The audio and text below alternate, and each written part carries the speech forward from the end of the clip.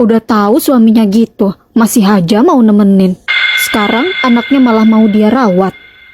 Iya, kalau aku mah udah kutinggalin itu laki, mempersulit hidup aja.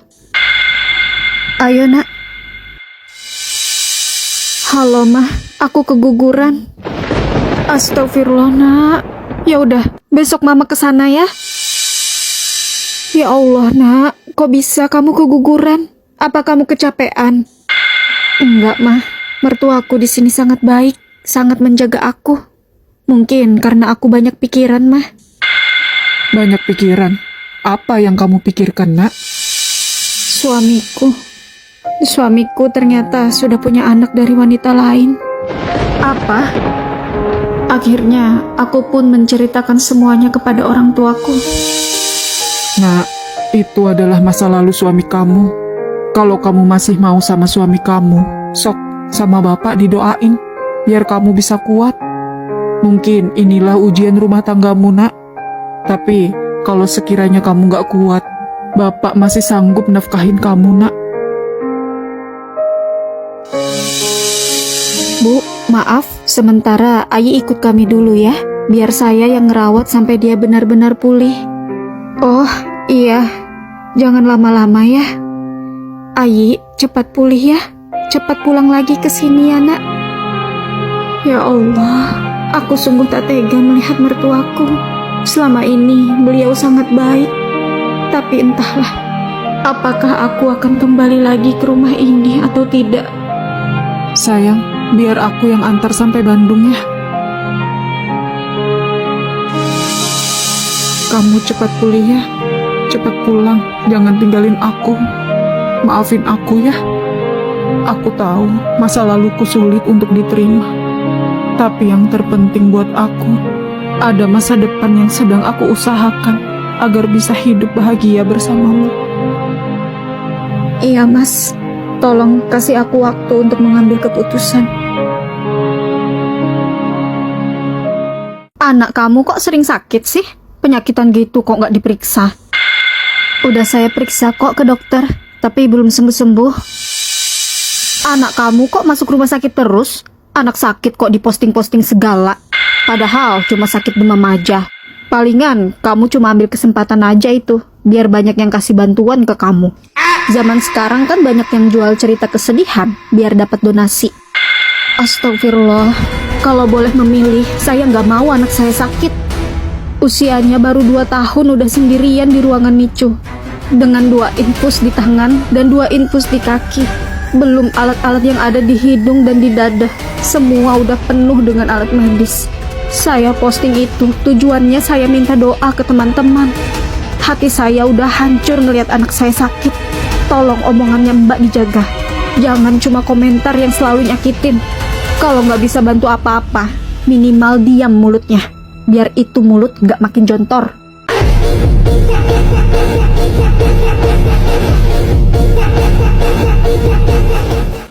Ayi, bangun. Cepat siap-siap akad nikah. Apa? Akad nikah? Mama bercanda kan? Aku baru datang kemarin. Masa langsung disuruh akad nikah? Udah, bapak sengaja nyuruh kamu pulang ke sini. Karena kamu mau bapak nikahkan dengan anaknya Pak Haji Ridwan, tetangga kita yang kaya raya itu. Iya, dia punya banyak tanah dan sawah. Kalau kamu nikah sama anaknya, kamu bisa hidup enak, nggak perlu kerja. Bapak juga udah telepon bos kamu untuk berhenti kerja. Apa? Kenapa bapak sama mama nggak bilang-bilang dulu ke aku? Udah, kamu nggak usah banyak protes. Nurut aja apa kata orang tua. Aku benar-benar kecewa. Aku merasa ditipu oleh orang tuaku sendiri. Ini gaji aku. Tolong kamu atur biar cukup untuk 1 bulan. Apa? 2 juta? Kata bapak, suamiku anak orang kaya. Tapi kenapa aku dikasih uang bulanan cuma 2 juta? Mas, maaf, kalau boleh tahu gajimu berapa? Kamu gak perlu tahu. Buat kamu udah segitu aja. Mas, sekarang kita udah punya anak. Uang bulanan yang kamu kasih gak cukup. Ya udah, nih aku tambahin 1 juta, jadinya 3 juta untuk sebulan. Tolong dicukup-cukupkan ya. Dek, Kok kamu kirimnya cuma 4 juta? Biasanya juga 5 juta. Apa? Mas, apa maksudnya WA dari kakakmu ini? Jadi, selama ini kamu rutin kasih ke dia 5 juta. Sementara selama ini, istrimu mati-matian berhemat agar uang 2 juta yang kamu kasih cukup untuk 1 bulan. Oh, itu. Aku nitip ke kakak aku untuk simpan uangnya buat tabungan. Apa? Jadi kamu lebih percaya simpan uang sama kakak kamu dibandingkan sama istrimu sendiri, Mas? Ya udahlah, yang penting kan aku tetap kasih kamu uang bulanan. Apa, Mas? Kamu di PHK? Gimana kalau kamu ambil uang simpanan yang kamu titipkan sama kakakmu, Mas? Untuk sementara kita pakai uang itu untuk kebutuhan sehari-hari. Sebagiannya lagi bisa kita pakai untuk modal jualan. Rencananya aku mau sambil jualan biar bisa bantu nambah penghasilan. Tadi aku sudah tanyakan uang simpanan yang aku titipkan ke kakakku itu. Tapi uangnya ternyata nggak ada. Udah habis dia pakai untuk bayar hutangnya di bank. Apa, Mas? Itulah akibatnya, Mas. Kamu lebih percaya sama saudaramu dibandingkan istrimu sendiri. Alhamdulillah aku dapat kerjaan.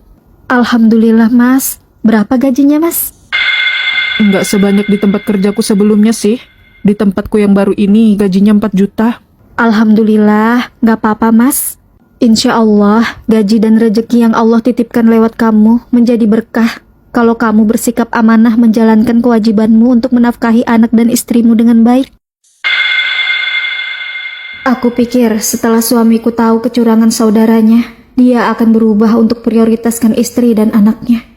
Tapi ternyata... Loh, Mas, kok cuma 1.300.000? Bukannya gaji kamu 4 juta? Udah, kamu nggak usah banyak nanya. Buat kamu mah udah segitu aja. Astagfirullah. Ada perlu apa, Kak? Aku mau minta tolong sama Brian, bantu bayar cicilan hutangku 700.000 di bank. Loh, kenapa kita yang harus bayar hutang kakak? Soalnya aku pakai BPKB motor kalian sebagai jaminannya. Ya, kalau kalian gak bayarin, paling-paling itu motor bakal disita bank. Astagfirullah, aku bener-bener gak habis pikir dengan sifat kalian semua. Padahal kalian udah punya suami dan ada yang menafkahi. Begitupun kakak Ranti, Manda, dan Sofia. Setiap bulan minta uang 500.000 ke kami. Ya ampun, kamu ini pelit banget jadi istri. Dari sebelum menikah, suami kamu emang sering kasih gajinya ke saudara-saudaranya. Apa? Aku pelit? Kamu tahu nggak? Aku cuma dikasih uang 10.000 per hari untuk makan.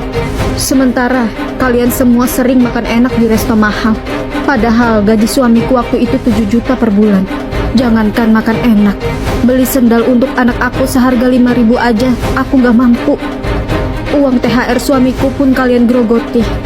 Kamu tahu, saat lebaran, aku cuma bisa belikan anak aku satu baju seharga 35.000. Sedangkan kalian semua, saat lebaran, beli baju sarimbit satu keluarga. Kenapa sih kalian tidak pernah cukup atas penghasilan suami kalian? Kenapa masih selalu minta pada suamiku? Ya, kalau kamu ngerasa uang yang dikasih suamimu kurang, kamu kerja dong.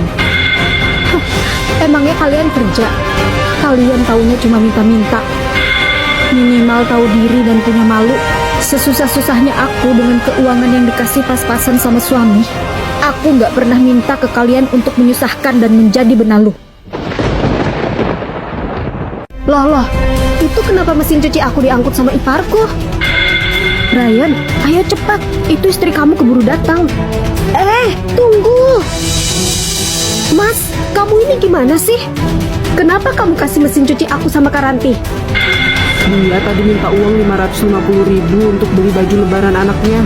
Karena aku lagi nggak ada uang, jadinya aku suruh bawa aja itu mesin cuci buat dijual. Kamu mikir nggak sih? Anak kita aja belum beli baju lebaran, Mas. Kalau kamu nggak ada uangnya jangan kamu paksain dong, Mas. Kamu juga harus ngerti dong sama kebutuhan kita. Ya sudah, mulai sekarang kamu yang nyuci baju. Kucek sendiri tuh baju cucian. Apa, Mas? Kamu di PHK lagi? Iya. Coba minta tolong sama saudara-saudaramu, Mas. Selama ini, kamu selalu royal ke mereka. Mereka juga nggak bisa bantu apa-apa. Kamu lihat, Mas, Saat kamu terjatuh, saudara-saudara kamu yang selama ini kamu prioritaskan, satu pun gak ada yang mau bantu kamu. Kamu dibuang saat kamu tidak punya apa-apa. Cuma istri kamu dan anak kamu yang tetap mau mendampingimu, Mas. Selama ini, aku cuma menjalankan wasiat dari ibuku untuk menjaga dan membantu saudara-saudaraku. Mas, saudara-saudara kamu sudah menikah semua. Mereka sudah menjadi tanggung jawab suaminya. Bahkan gaji suaminya lebih besar dari kamu. Mereka minta uang ke kamu bukan karena butuh, tapi karena mau memanfaatkan kamu. Ternyata, walaupun sering sedekah sama saudara, tapi kebutuhan anak dan istri terabaikan, rezeki suami jadi gak berkah. Mungkin selama ini pemahaman kamu banyak sedekah banyak rezeki, tapi kamu lupa sedekah yang wajib dan utama adalah kepada istri dan anakmu, Mas. Aku pun mencoba mencari pekerjaan untuk memperbaiki keuangan kami.